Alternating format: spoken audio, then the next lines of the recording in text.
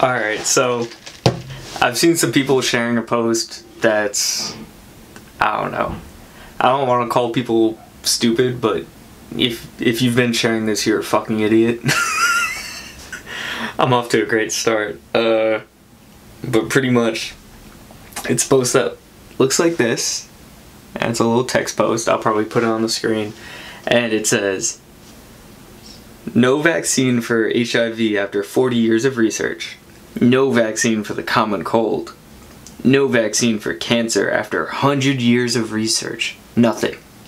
A virus mysteriously appears and within a year a vaccine is created and we are all expected to take it? No thanks." I don't know, I just wanted to kind of come out really quickly, and this is one of those memes or posts where you can just Google the text and there's articles basically debunking this, and this is shared a lot by people who like want to be free thinkers or things like that, but it's just like stupidity. A lot of it is not being educated, but I would be more generous to people who aren't educated on a subject or don't know. But when you just purposely spread misinformation and scaremonger or fearmonger about something that's very serious right now, I'm gonna roast you. So, first of all, one of these things, HIV, common cold, cancer, coronavirus, one of these isn't the same, because one of these is cancer. I'm just gonna Google this to make it easier, because I could explain it. I'm not even a medical professional, but you don't need to be to know this stuff. When you Google it, one of the first things that comes up is an article titled, "How do we get a COVID-19 vaccine so fast but none for HIV and cancer? Social media posts that make misleading comparisons undermine the science behind the COVID-19 vaccine." And this basically quotes the exact post that I was just saying, and it links to sources debunking this. Here's one part that explains it really easily and really well. "In short, each of these illnesses has its own unique challenges and cannot be compared against one another. To state the obvious, unlike HIV and COVID-19, cancer is not a communicable disease caused by a virus. Although several viruses such as human papillomavirus can dramatically increase the risk of cancer, there are many causes of cancer, including genetics, radiation, and chemical agents. There is, in fact, one improved cancer vaccine for prostate cancer, and several more are showing promise in clinical trials." So, what I was gonna say myself, just, I don't know, maybe I'm a nerd. Cancer usually just happens, unless you get irradiated, and you can't give it to someone else, unless you're like fucking Dr. Manhattan, or you're walking irradiated like a super mutant from Fallout. It doesn't make any sense. You can't give anybody cancer. You can't catch cancer. You can catch a cold, you can catch a virus. You know what I'm saying. What's important here is when it says, "There is in fact one approved cancer vaccine for prostate cancer and several more showing promise in clinical trials."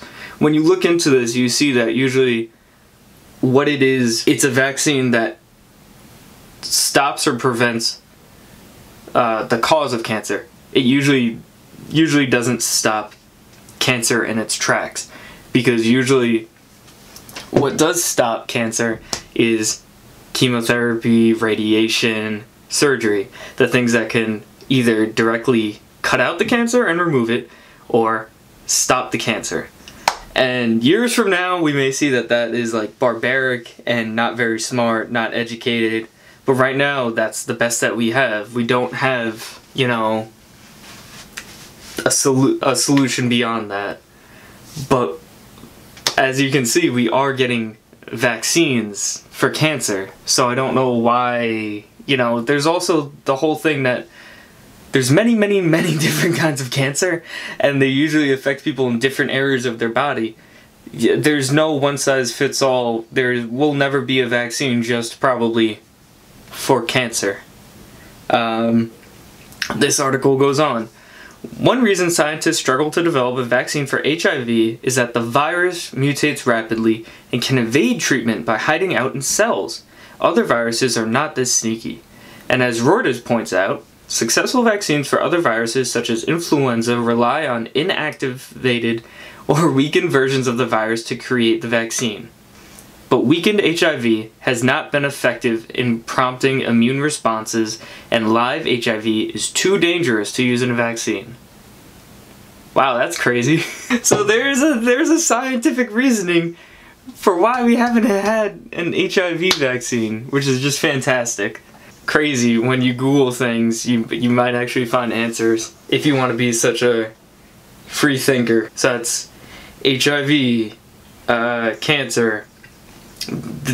They say there's no vaccine for the common cold, but we get flu shots every year, which is weird. That's funny. If you Google this portion that says no vaccine for the common cold, and you Google why is there no vaccine for the common cold, you literally get a result. First result. Here we go. Going down the page. Viral types and strains. Vaccines target a specific disease, causing pathogen such as a virus. One of the difficulties in developing a vaccine for the common cold is there are at least 200 different viruses that can cause cold symptoms, including adenoviruses, coronaviruses, parainfluenza, and rhinoviruses. And he goes on further. Rhinoviruses are to blame for up to 50% of all common colds. That seems like a big enough target to focus on. But of these rhinoviruses, there are more than 150 strains circulating at any one time. Due to limitations of current technologies, there is no way for one vaccine to protect against all possible types and strains of the viruses that cause the common cold. So, that's why also you'll hear, if you pay attention, that we get a yearly flu shot, and that you hear every year that the flu is changing, because viruses are always changing, and you don't need to be a medical professional to know this. So there is no one-size-fits-all approach to that. I don't know, I just thought that's common knowledge, but apparently some people don't know that. Apparently thousands of people that are reposting this post don't know that. I don't know. I'd like to talk about politics and things like that, and if you get into politics on this topic and this subject, this says, a virus mysteriously appears, and within a year, a vaccine is created, and we are all expected to take it. No thanks. So, first of all, mysteriously appears alludes to maybe it being magically created in a lab, or coming out of nowhere. All viruses, and there's nothing really mysterious about them, first of all. Second of all, this relies on the idea that a vaccine being created quickly or quicker than usual means that it's innately dangerous, ineffective, hastily put together, that sort of thing. In this case, that's just not true. You could again Google this post and you can get explanations for why and how the coronavirus vaccine was created so quickly. There's reasons beyond that also, not just explaining literally how, but you can just think about it. This virus came, not only did it kill many people worldwide, it also put the entire world on hold. So that means economies are shut down, cities are shut down, countries are shut down. So do these people that are sharing this really not think that with everyone affected in the world, with countries, politicians, filthy rich people invested in this, and with basically all of the medical experts in the entire world focusing and dedicated and at your disposal, you couldn't find any vaccine in a full year? It's just a little dumb. There's reasons beyond that, you know, beyond the death, there's the monetary side of it, and people want to make money, so they're going to put all of their effort behind this. Also, to get political, alright, my camera shut off. So, first point, no vaccine for HIV after 40 years of research, leaves out a lot. And that's just to say, that's to put it calmly. The idea that they were going to have an HIV vaccine a year like they did for COVID, a year into it, is stupid. So pretty much, I already explained the scientific reasoning behind why they haven't, but if you look into the political reasons why they haven't, originally, the Reagan administration, when the AIDS epidemic or AIDS crisis happened, the Reagan administration completely ignored it as if it didn't exist. Politicians, not just the president, ignored it. Media joked about it, and average people, not everybody, but average people wrote it off, didn't care, or even worse, joked about it because they didn't care that predominantly the community affected was the LGBTQIA community, and they did not care about gay or queer people at all. They thought that it was something that they deserved. They thought that it was funny that people were dying terribly from this, and they didn't care. So no, there wasn't research into it. So on top of the fact that it's hard to make a vaccine for it, there's the terrible reasoning that people just didn't care. And as I explained before, everyone cared this time about coronavirus because it affected the entire world and because people were losing an extreme amount of money. So of course they're going to find a vaccine.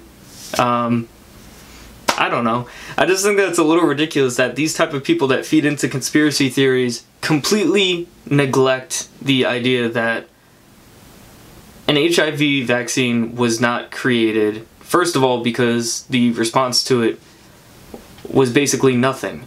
And these people that believe such conspiracy theories, this is a clear one. People didn't care about the gay community, and that's awful. That's terrible. But that's not a conspiracy theory. It's true. The President of the United States ignored